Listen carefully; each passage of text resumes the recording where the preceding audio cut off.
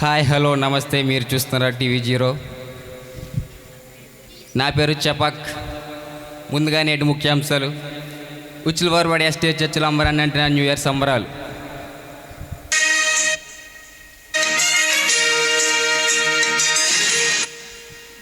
హాజరైన అతిరథ మహారథులు,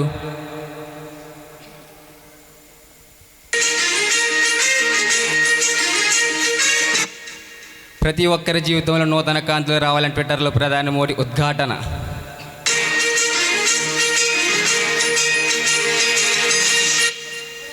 అందరికీ అభినందనలు తెలిపిన కాంగ్రెస్ అధ్యక్షి మల్లికార్జున ఖార్గే.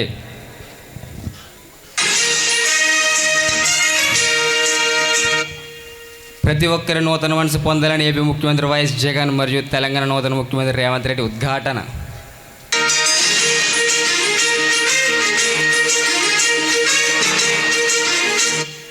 నిరాశపరిచిన క్రిస్మస్ తాత పూర్వ వైభవాన్ని తీసుకొస్తానన్న సెక్రటరీ విల్సన్ హామీ.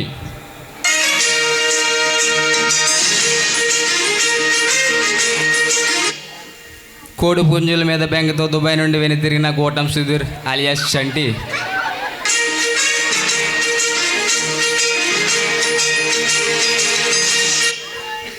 పండుగప్పులు పడటం లేదని నిరాశతో కువైట్కి వెనుతిరిగిన కుసుమే రామారావు.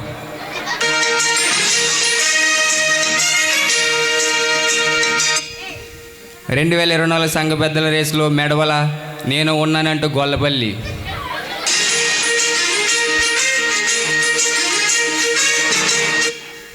తన వృత్తిని వదిలి పండుగప్పల వేటను ప్రధాన వృత్తిగా ఎంచుకున్న తాపి మేస్త్రి సురేష్ అలియాస్ జేమ్స్ గారు ఆశ్చర్యంలో తోటి కార్మికులు.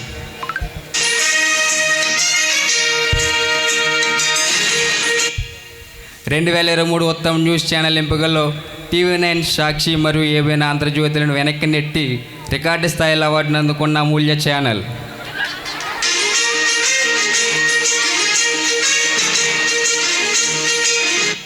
నెట్టింట వైరల్ అవుతున్న అమూల్య ఫోటోలు అమూల్య ఛానల్.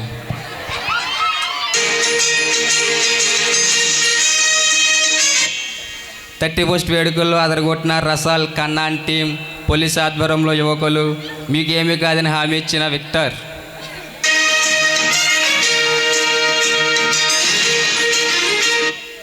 సందడిలో సెడేమి అన్న కోళ్ళ దొంగలు.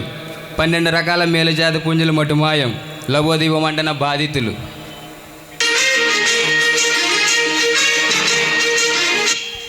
నష్టం లక్షల్లో ఉంటుందని అంచనా వేసిన ప్రభుత్వం బాధితులన్నీ విధులు ఆదుకుంటానన్న హామీ ఇచ్చిన పశుసంవర్ధక శాఖ మంత్రి.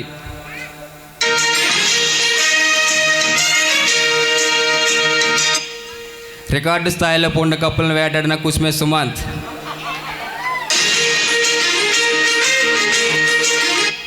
ఆశ్చర్యంతో మత్స్యకారులు, అతనితో పోటీ పడ్డ చీకట్ల కృపాకర్ రావు.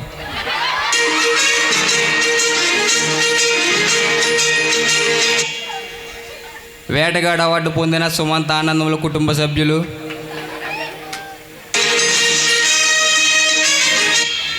అవార్డు అందుకోవడానికి కుసుమే బాబ్జీ గారు దుబాయ్ నుండి రాక.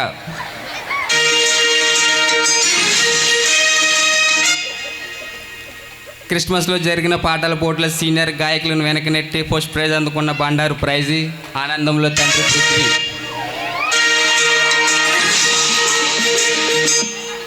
మంచి గాయని అవుతావని జగన్ ప్రశంస.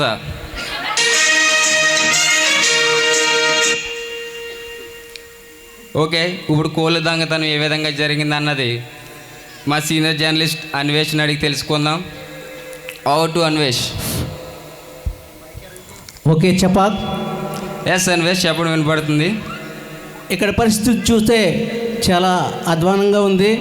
ఇక్కడ నేపథ్యం చూసుకున్నట్లయితే ఈ ఊరికి సంబంధించి పూర్వం నుంచి వీళ్ళ వృత్తి వ్యవసాయ కూలీలుగాను వ్యవసాయదారులుగాను ఉండేవారు. తరువాత కువైట్ అనే దేశాన్ని ఎన్నుకొని అక్కడ వృత్తులు చేపట్టడం, మరలా కువైట్లో పరిస్థితులు బాగోక మరలా ఇక్కడికి వచ్చి కోళ్ల పెంపకం అనే వృత్తిని చేపట్టడం జరిగింది. ఇక్కడ ప్రధానంగా ప్రతి ఇంటికి ఒక కోళ్ళ ఫామ్ ఉన్నట్టు ఉంటుంది.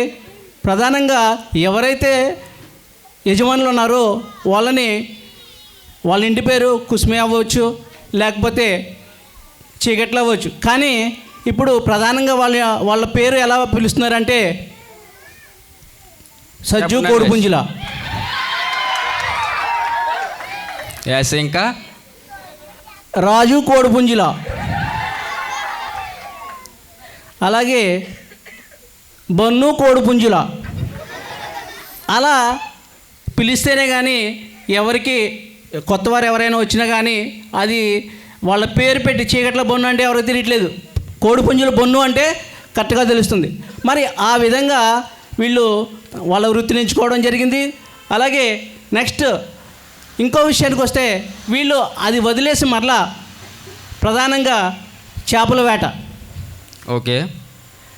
సుమన్ పొండుకప్పలని పిలిస్తేనే తెలుస్తుంది, సుమన్ పొండుకప్పలని పిలిస్తేనే తెలుస్తుంది. అతనికి జేమ్స్ అవార్డు కూడా వచ్చింది అనుకుంటా కదా అన్వేష్.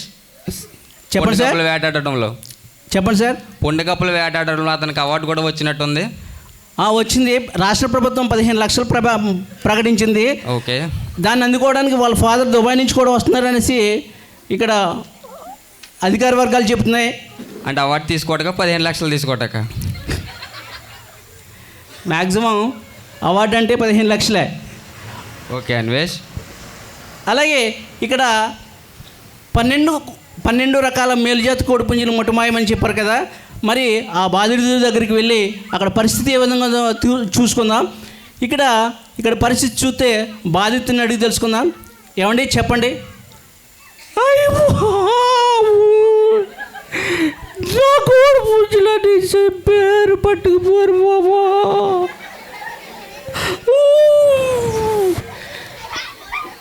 చెప్పండి సార్, మీరు ఎందుకు ఆ విధంగా బాధపడుతున్నారు? ఎందుకు?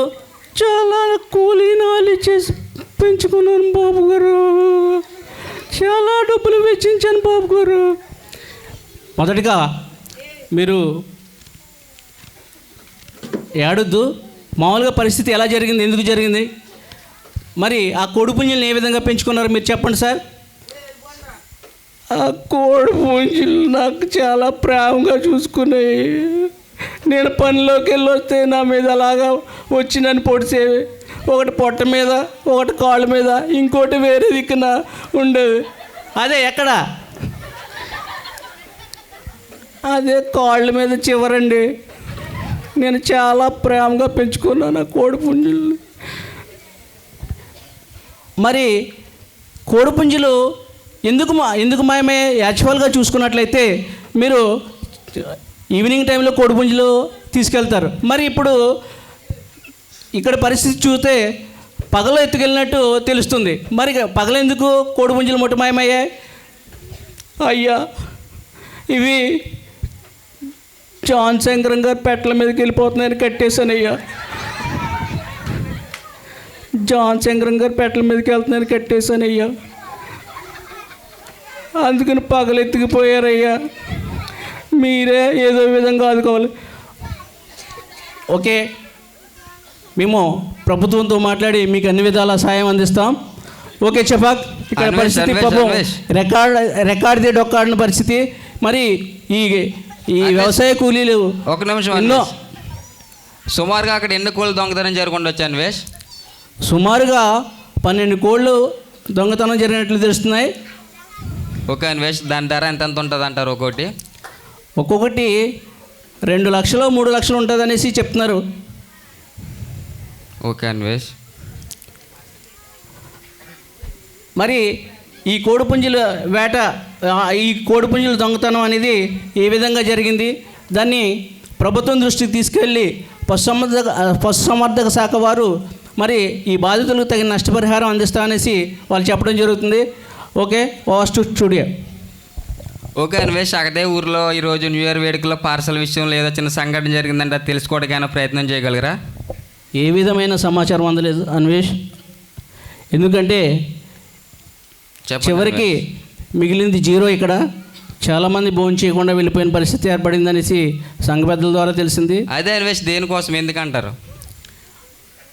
అది అధికార వర్గాలు చెప్పింది ఏంటంటే సరౌండింగ్స్లో ఉన్న వాళ్ళు దాన్ని కబ్జా చేశారనేసి తెలుస్తుంది. మరి ఈ విధమైనటువంటి సరౌండింగ్స్ అన్న వాళ్ళు ఎవరన్నది ఐడెంటిఫై అయింది అన్వేష్?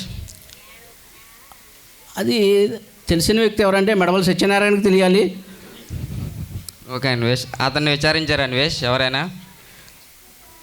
తర్వాత ఎంక్వైరీ చేసి ప్రభుత్వ వారు ఎంక్వైరీ చేసి దాని గురించి తెలుసుకుంటూ ఉన్నారు. అలాగే దీనిలో సంఘ పెద్దల ఇన్వాల్వ్మెంట్ కూడా ఉందనేసి చెప్తున్నారు. మరి అంటే సంఘ పెద్దల వారు మెయిన్గా కృపాకర్ ఒకరు అలా పేర్లు ఉంటాయి కదా ఎవరైనా? ఆ సంఘ పెద్దలు ఎవరనేది వాళ్ళు సంఘ పెద్దల ద్వారా ఎవరైతే ఇన్వెస్టిగేషన్ డిపార్ట్మెంట్ ఉందో వాళ్ళ సహకారం తీసుకొని దాని ద్వారా పార్సిల్ని ఏ విధంగా అరికట్టాలి, తర్వాత నెక్స్ట్ ఇయర్కి పార్సిల్ వెళ్లకుండా ఏం చేయాలనేది మరి సంఘ పెద్దలు ఆలోచించి నిర్ణయం తీసుకుంటారనేసి తెలుస్తుంది. Okay Anvesh. Okay, thank you. Okay Anvesh, thank you for the information. ఇంతటితో ఈనాటి వార్తలు సమాప్తం. మళ్ళీ ఛానల్లో న్యూస్ సంవత్సరం తర్వాత ప్రసారం అవుతుంది. అప్పటి వరకు వేచి ఉండండి. అంతవరకు shining of Chepauk. Thank you, good bye.